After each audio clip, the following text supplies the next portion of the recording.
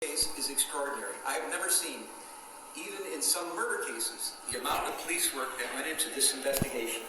You did exactly what you didn't want to happen.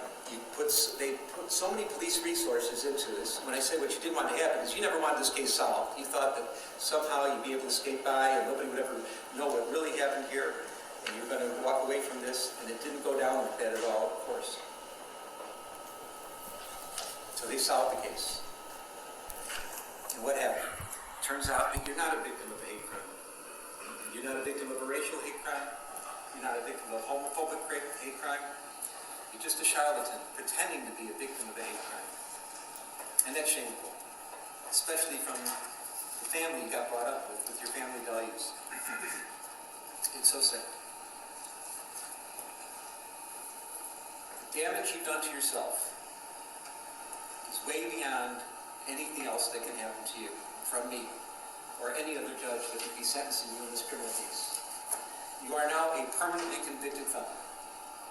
Your family who loves you and supports you, I don't even want to use the word forgive because forgive isn't even necessary. They're with you so much. You're so tight-knit, but you have to live with the fact that you really put them through a ringer. You've embarrassed your valuable friends in high places, elected public officials, people in the media. You've embarrassed them. You have to live with that. I don't know if those relationships can be repaired. You've become toxic in your own workplace. Your career future is uncertain at very best. It was really on a rocket ship to success, and now you've turned yourself into riches to rags, and it's so unfortunate. Your very name has become an adverb for lying, and I cannot imagine what could be worse than that. People talk about situations where somebody's lying and trying to manipulate and maneuver a story, and your name comes up. And it's, oh, pulling a Jussie, something like that. That's awful. You're the butt of jokes. Comedians, mainstream talk show hosts, they make jokes about you. They do sketches about you. I can't imagine anything worse than that. No, this is all self-inflicted. These are things you did to yourself. This is self-damage. Well, some people may think that what you did is funny, and that there's some room for humor or jokes about it. But I assure you this court does not. I don't think there is anything funny at all about hoaxing and faking racial hate crimes. Hoaxing or faking homophobic hate crimes. I think that is disgraceful. There is nothing funny about it. There's no humor in what you did whatsoever.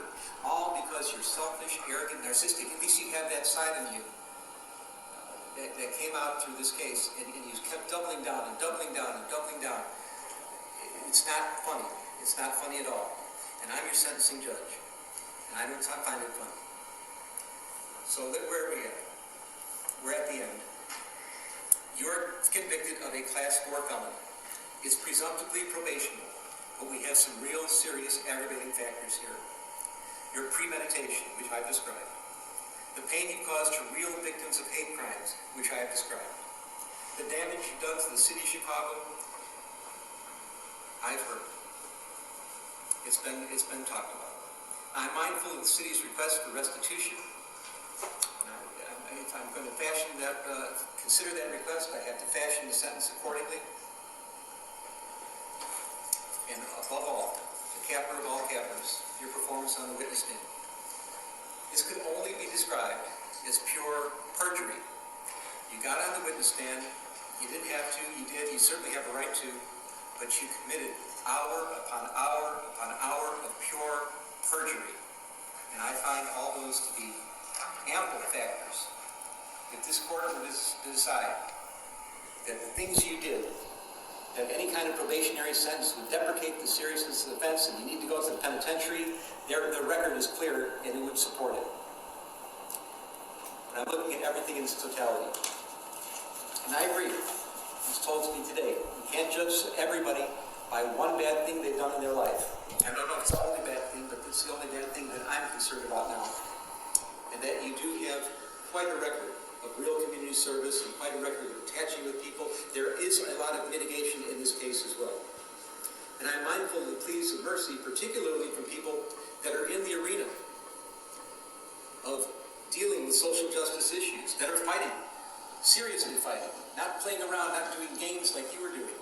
seriously fighting for matters involving hate crimes of all sorts. And they're asking me for mercy as well. So I'm trying to consider who you are as a person, how you got here, how somehow you strayed away from your family values, you let that dark, narcissistic, selfish, and arrogant side come out, and you persisted with it for years in this case. I'm fashioning the following sentence, and here's your sentence. I'm sentencing you to 30 months felony probation, and the probation is going to be to this court. You're going to be allowed to travel wherever you want. You do not have to live in the state of Illinois. You can report by phone. I know that if you're going to try to make a living and do some of the things you do, you may have to go to other places, New York and Los Angeles. You can do those things. You will pay restitution to the city of Chicago in the amount of $120,106. You are fined $25,000, which is the maximum fine. And you will spend the first 150 days of your sentence in the Cook County Jail. And that will start today, right here, right now. Mr. Smollett, though the jury found you guilty and I sentence you as I have, you have the right to appeal the findings and rulings of the court, or ask your sentence to be modified. To do those things, you can file a notice of appeal in writing within 30 days. You may also file a motion to modify your sentence, which have to be filed in writing within 30 days. Anything not stated in those filings or waiting for purposes of appeal, you cannot afford lawyers or transcripts. They would be provided free of charge. Do you have any questions? No, I would just like to say to Your Honor that I'm not suicidal. That's what I would like to say. Okay. I'm not suicidal. Okay. I am not suicidal. I am innocent, and I am not suicidal. If I did this, then it means that I stuck my fist in the fears of Black Americans in this country for over 400 years, and the fears of the LGBTQ community. Your Honor, I respect you, and I respect the jury, but I did not do this. And I am not suicidal. And if anything happens to me when I go in there, I did not do it to myself. And you must all know that. I respect you, Your Honor. I respect your decision. Jail time. I am not suicidal. Okay. Mr. Uche, let me inquire, are there any post-sentencing motions you care to present right now? Yes, Judge. Yes. The defense would wish to present a motion to reconsider sentence and file it in stancher. It is timely filed. Thank you, Judge. And let me say, I've obviously considered the sentence at great length. And it's timely filed, so it's preserved for purposes of appeal. Motion to reconsider sentence is respectfully denied. And is there another? Oh, one second. Anything else? Just a second. Is there going to be a notice of appeal filed? Yes, Judge. We filed a notice of appeal. We're going to be emailing to the clerk right now, to the office. You doing it in standard? And are you going to be handling the appeal? Judge, as of now, yes. Well, you have to commit to... Yes, Judge. Yes, we're filing a notice of appeal. All right. Notice of appeal may be filed. Charlotte, and now I need the prosecutors to work with Charlotte, the probation officer, to work out probation specifications with the conditions I just explained. 150 days in county jail, restitution of fines, and also statutory DNA and cost order as well. That's statutory. So you have to fill out the probation specifications. And I'm going to get somebody to help you do that. We need to get that done in standards. Your Honor, if I may, in light of the notice of appeal, we would ask that you would suspend the jail sentence in light of the in-stancher filing of the notice of appeal. Did I do what? Suspend the jail sentence in light of the notice of filing of appeal. That would be respectfully denied. Your Honor, Yes, ma'am. if it can be stayed in light of our notice of appeal. No, I'm not saying, no. The wheels of justice turn slowly, and sometimes the hammer of justice has to fall, and it's falling right here, right now. I'm not staying this. This happens right here, right now. Charlotte? I know you said this Mr. Smollett been moved. I'll talk to you about the deals. Okay. All right. Any other matters to come before the court today? Defendants remanded to the custody sheriff. Court is adjourned. I am not suicidal. Stop locking up our class. I am not suicidal. And I am innocent. I could have said that I was guilty a long time ago.